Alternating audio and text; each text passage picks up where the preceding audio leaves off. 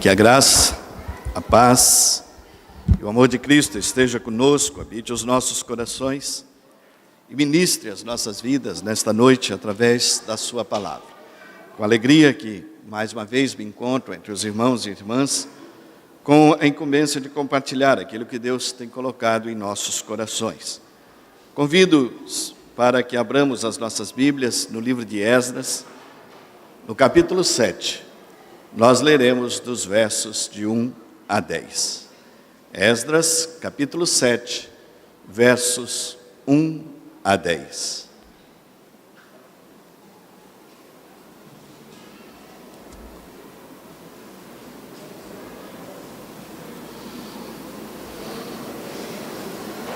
Esdras, capítulo 7, versos 1 a 10.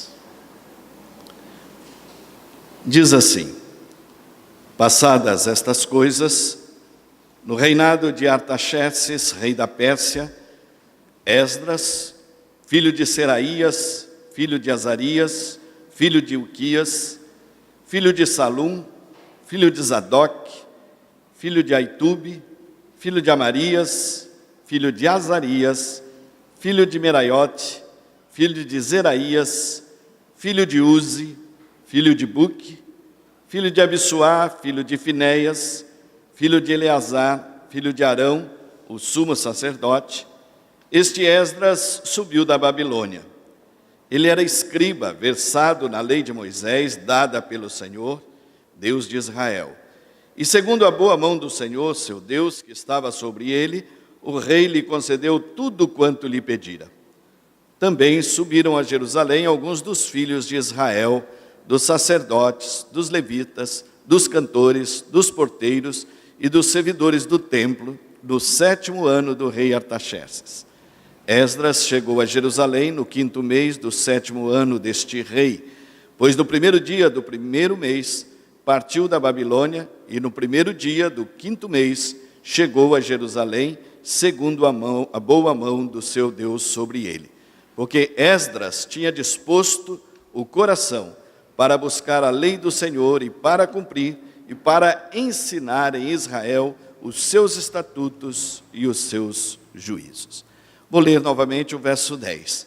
Porque Esdras tinha disposto o coração para buscar a lei do Senhor e para a cumprir e para ensinar em Israel os seus estatutos e os seus juízos.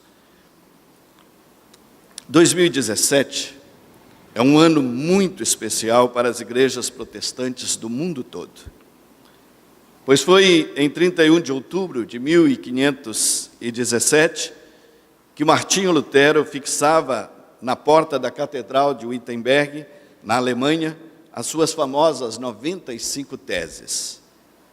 Teses essas que versavam contra uma prática muito comum na igreja da época, a venda de indulgências. Ou seja, a venda da salvação. Grandes acontecimentos, sejam na história geral, seja na história da igreja, não acontecem abruptamente do dia para a noite. Há todo um cenário que antecede esses momentos. Há todo um cenário que os preparam para que cheguem ao seu ápice. Há, na verdade, uma sucessão de fatos que permitem que seja possível a irrupção de um marco histórico significativo. Assim também foi com a Reforma Protestante do século XVI. A verdade é que existe, antes deste ato de Martinho Lutero, da fixação das 95 teses na porta da Catedral de Wittenberg, uma série de acontecimentos, uma série de fatos que permitiram que esse momento acontecesse. Da mesma forma, Martinho Lutero também é precedido de outras personagens que, com seus conceitos, com as suas ações, vinham pavimentando lentamente o caminho para aquele marco que nós hoje conhecemos como Reforma Protestante. O ato de Lutero, fixar 95 teses, foi, por assim dizer, a gota d'água para fazer o copo transbordar. Isso também me faz lembrar o reverendo Eduardo Carlos Pereira, que foi o fundador da nossa igreja, que ao explicar a saída da IPI da Igreja Presbiteriana, usou a seguinte frase: a maçonaria foi a pata do gato a tirar a castanha do fogo. Ou seja, o que ele queria dizer é que a maçonaria foi apenas um detalhe. Haviam muitos outros motivos. Assim também foi com Martinho Lutero. As suas 95 teses são, em certa maneira, a conclusão de uma série de eventos passados e o início de outros tantos que mudariam de forma completa, que mudaria de forma radical a humanidade, a religião, a cultura e, por que não dizer, também a economia a partir daquele momento. O fato é que nós estamos em outubro e que nós nos juntamos, as igrejas protestantes de todo o mundo, para celebrar os 500 anos da Reforma Protestante. E esta igreja resolveu fazê-lo meditando na chamada 5 solas da Reforma.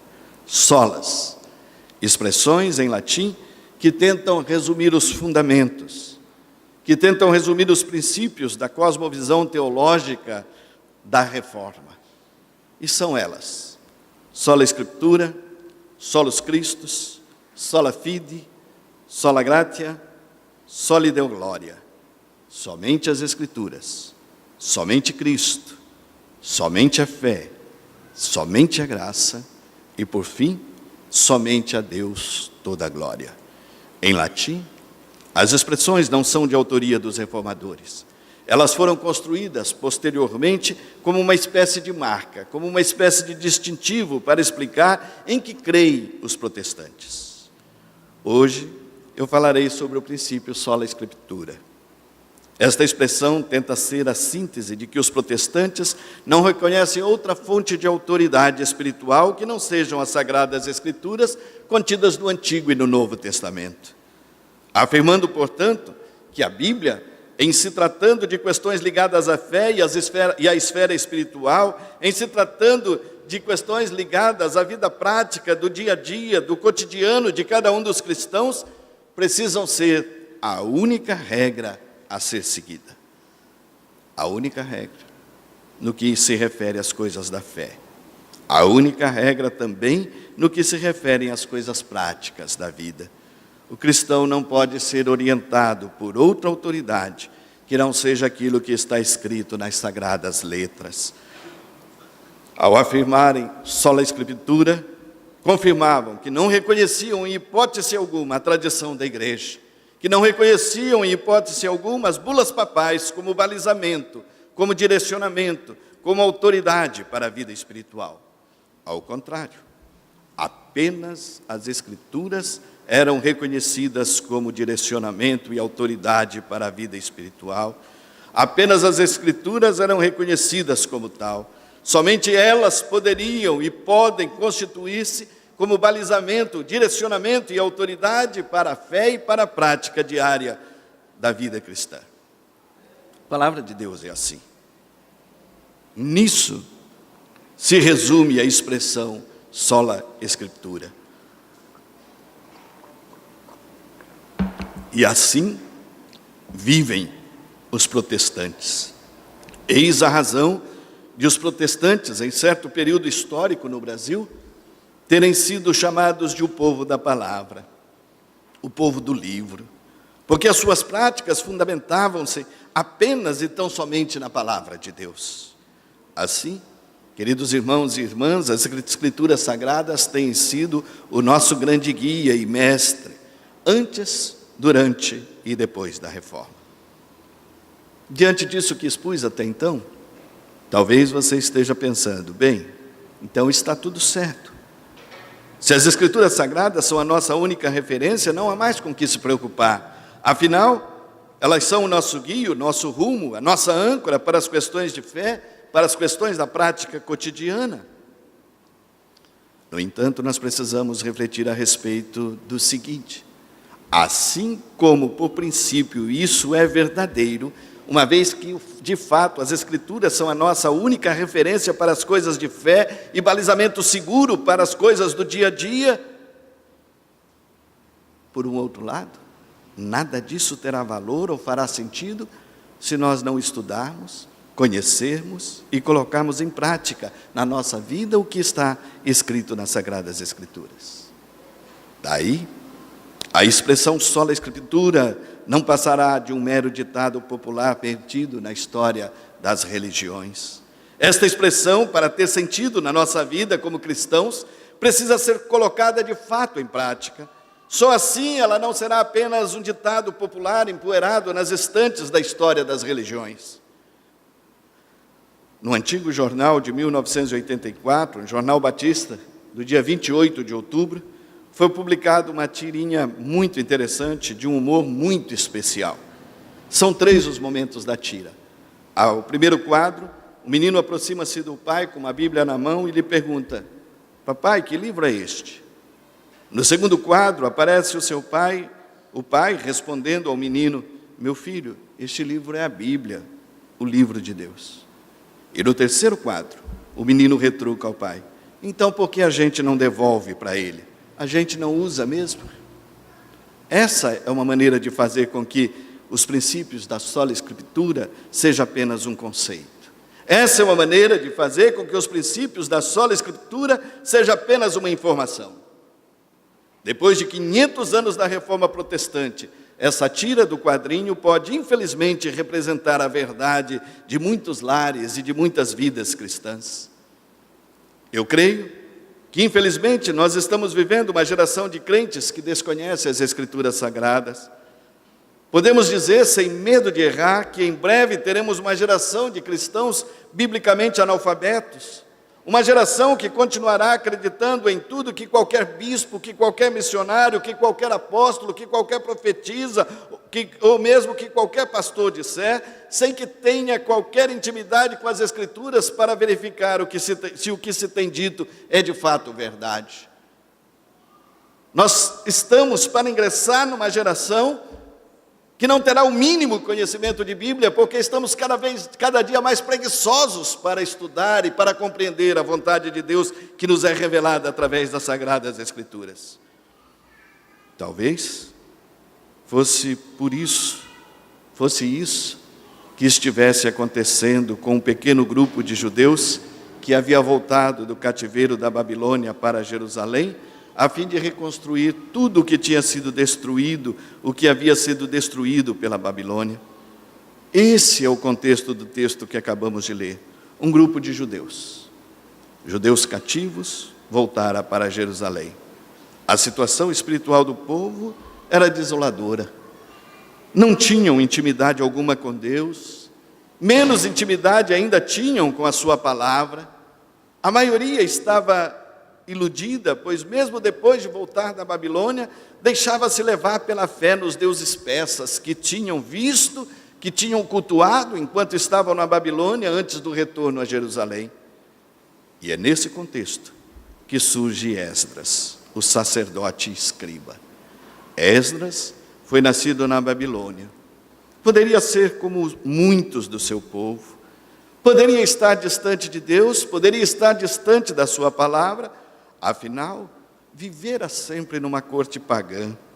No entanto, e em primeiro lugar, Esdras estava disposto a conhecer a palavra de Deus. Ao ter contato com as Escrituras, posto que era sacerdote e escriba, Esdras foi tocado para conhecê-la ainda mais. Esta tem sido a experiência de milhares de homens e mulheres ao longo da história.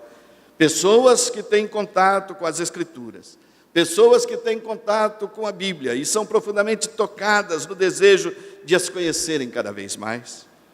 O perfil da sociedade babilônica era marcada pela pluralidade de cultos e distintos deuses. Esta sociedade era também marcada pela elasticidade moral e por um traço marcante de violência que os faziam uma nação belicosa e especialmente brutal. Assim era a sociedade babilônica. Contudo, em meio a toda esta influência social e religiosa, Esdras propôs em seu coração conhecer a palavra de Deus, entender melhor a palavra de Deus, conhecer as Escrituras Sagradas, pois, por certo, percebeu que elas ensinavam a verdade. Curiosamente, esta também foi a experiência de Martinho Lutero. Praticamente 2000 anos depois de Esdras, De maneira que o conceito, o princípio sola escritura já estava presente antes mesmo de Lutero. Lutero, que era monge agostiniano, portanto um sacerdote tal qual era Esdras, nutriu um profundo desejo de conhecer as Escrituras e a partir disso tornou-se um dos responsáveis pela maior reforma já feita no cristianismo. E ele começou na sua própria vida. A reforma de Lutero começou em sua própria vida com um profundo desejo de conhecer as Escrituras sagradas. Sola Escritura é a lembrança de que devemos nutrir um interno desejo de conhecer a palavra de Deus, pois somente ela pode nos indicar a verdade a ser seguida. Sola Escritura é a lembrança de que a palavra de Deus pode nos orientar a respeito da vontade de Deus em nossa vida. Será nas Escrituras que encontraremos o direcionamento adequado e correto para a nossa vida. Sola Escritura é a lembrança de que apenas a palavra de Deus pode nos oferecer a segurança de que temos em quem depositar de forma segura a nossa fé, a nossa esperança. As Escrituras Sagradas apontam sempre para Jesus Cristo, apontam sempre para o Senhor. Ela nos ensina a confiar em Deus e será ali que encontraremos esse direcionamento. Portanto, sola Escritura é a lembrança de que a reforma protestante deixou-nos um legado de verdade que diz que as Escrituras Sagradas devem fazer parte integralmente da nossa vida.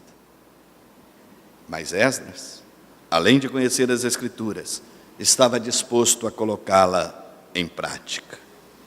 Uma das grandes tentações da vida religiosa é a de viver as verdades doutrinárias de forma completamente dissociada da vida prática. Somos tentados o tempo todo por esse tipo de vida. Conhecemos profundamente as doutrinas, sabemos os conceitos, os versos bíblicos, mas teimamos em fazer com que isso não faça parte do cotidiano da nossa existência. Teimamos em permitir que o nosso dia a dia, no trabalho, nos estudos, nas amizades, não haja reflexo dessas verdades que tanto conhecemos. Teimamos em fazer com que esse conhecimento não se transforme em atitude prática no nosso dia a dia. Essa é uma grande tentação.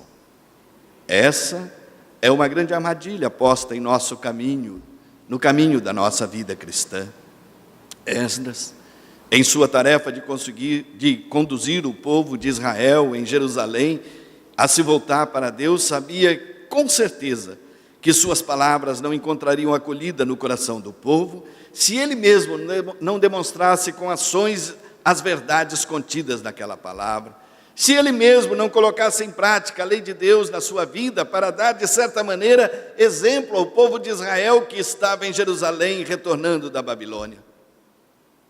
Se ele, Esdras, não tomasse a frente, com certeza o povo também não o faria. Esdras, então, se pôs a, além de conhecer, viver aquilo que estava descrito e colocado nas Escrituras Sagradas.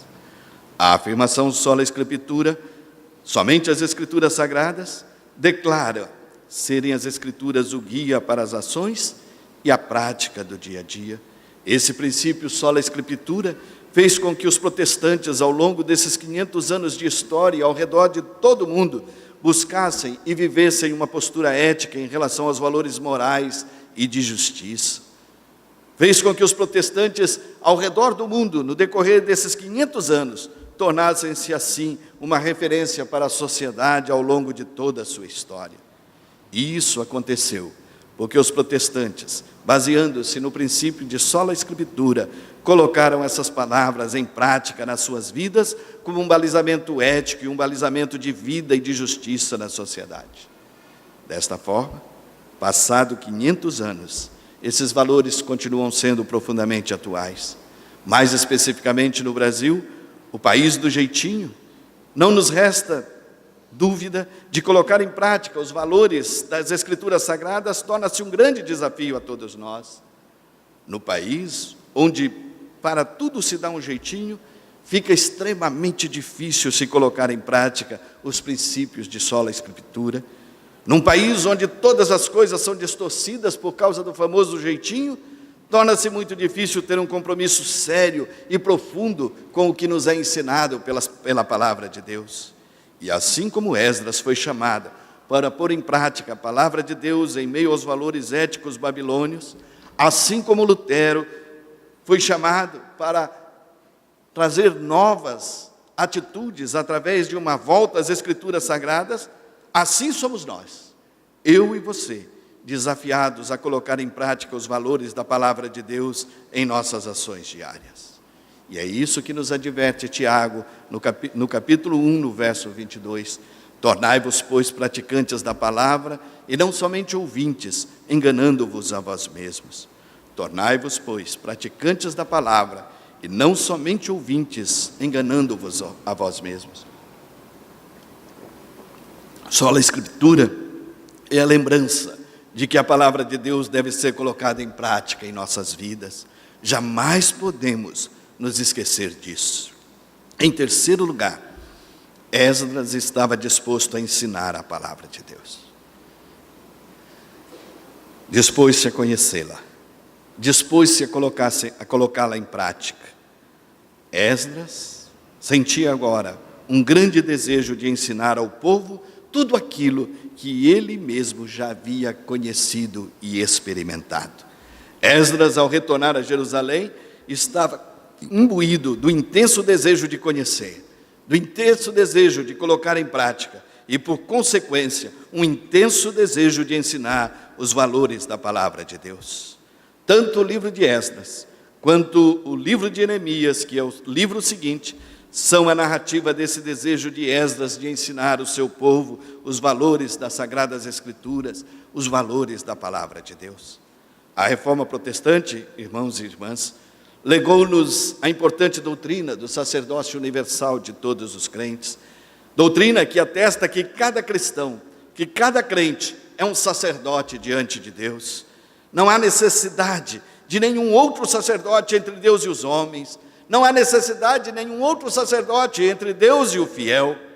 Nesse sentido, só a Escritura é a chancela, é o selo de que cada fiel, cada crente, cada cristão é o portador da palavra de Deus em sua vida e, como tal, pode e deve ensiná-la àqueles que ainda não a conhecem, pode e deve ensiná-la àqueles que ainda não a experimentaram, pode e deve ensiná-la àqueles que ainda não a vivenciaram. Você é sacerdote. Você é sacerdote para levar a palavra de Deus àqueles que não a conhecem. Nós somos assim. Todos nós convivemos com pessoas que ainda não experimentaram o poder transformador do Evangelho de Jesus Cristo. E ensinar a sua palavra para aqueles que ainda não foram tocadas por ela é uma maneira de atestar que, como povo de Deus, como igreja de Deus, nós vivemos de acordo com o princípio do sola Escritura.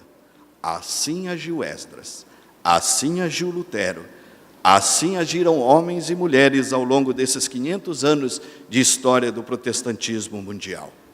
Quero concluir, mas quero fazê-lo lembrando que, passados 500 anos, desde esse belíssimo evento que transformou a história humana e a sociedade ocidental, que passados 500 anos da Reforma Protestante, os seus princípios continuam firmes e verdadeiros, porque são princípios fundamentados na palavra de Deus, e esta não passa jamais.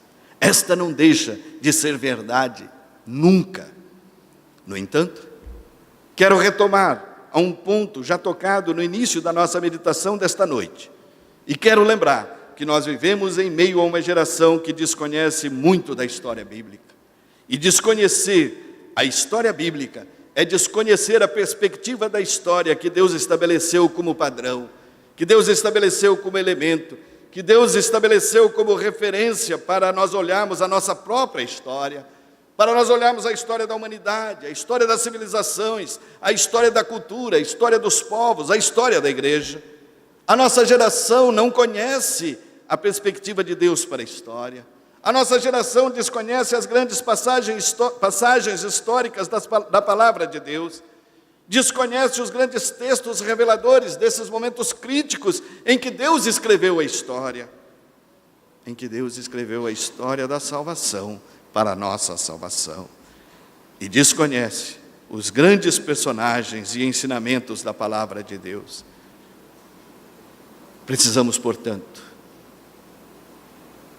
retomar as seguintes verdades. É o conhecimento da palavra de Deus que faz com que nós amemos a Deus ainda muito mais. É o conhecimento da palavra de Deus que nos ajuda a entender e a compreender os momentos que nós estamos vivendo, que nos ajuda a entender e compreender as nossas lutas, as nossas dificuldades. É o conhecimento de Deus, da palavra de Deus, que nos ajuda a resistir às tentações. É o conhecimento da palavra de Deus que nos ajuda a lidar com as dificuldades e as provações. É o conhecimento da palavra de Deus que nos ajuda a enfrentar o erro e a conhecer a verdade. É o conhecimento da palavra de Deus que faz com que nós possamos superar os problemas e as dificuldades. Quero lembrar também que o grande problema do nosso tempo não é que a nossa geração não creia em nada. O problema do nosso tempo não é que estejamos no meio de uma geração incrédula. É exatamente o contrário. O nosso problema é que no nosso mundo, o nosso mundo é marcado por uma geração que crê em tudo. E porque crê em tudo, crê em qualquer coisa. Esse é o grande desafio. O sincretismo, não o ceticismo religioso. Esse é o nosso maior inimigo. Mas como conhecer de forma adequada a Deus para que não caiamos nessa tentação? Só com a palavra de Deus. Não tem outra forma, não tem outro jeito. Nós precisamos aprender o que a palavra de Deus nos ensina. Nós precisamos aprender a entender, através da palavra de Deus, qual é a perspectiva de Deus para o mundo, qual é a perspectiva de Deus para a vida, qual é a perspectiva de Deus para a igreja, qual é a perspectiva de Deus para a família, qual é a perspectiva de Deus para a pessoa, qual é a perspectiva de Deus para o trabalho, qual é a perspectiva de Deus para o lazer, qual é a perspectiva de Deus para o bem, para a salvação, para a justiça, para a ressurreição, para a vida eterna. Só assim não seremos levados por todo e qualquer vento de doutrina. E só assim haveremos de começar a escrever uma nova história, aprendendo a manejar bem, como dizia o apóstolo Paulo, a palavra da verdade, que é a palavra de Deus. Vamos começar a conhecer melhor a palavra de Deus e a sua vontade para as nossas vidas? Há um convite para cada um de nós. O Senhor nos convida a conhecermos a sua palavra. Mais que conhecê-la, Deus nos convida a colocá-la em prática, a viver esta palavra em toda a sua glória, em todo o seu esplendor. E hoje também o Senhor nos convida. O Senhor convida a primeira IPI de São Luís a proclamar a sua palavra aos que ainda não a conhecem. Assim, somos desafiados a fazer com que a expressão sola Escritura seja uma realidade cada vez mais viva e pulsante dentro do nosso coração. Que o Senhor, em seu infinito amor, nos abençoe. Que Ele nos fortaleça para que a sua palavra esteja guardada em nosso coração, em nossa mente e em nosso viver. A Ele, pois, toda a glória. Só lhe deu glória.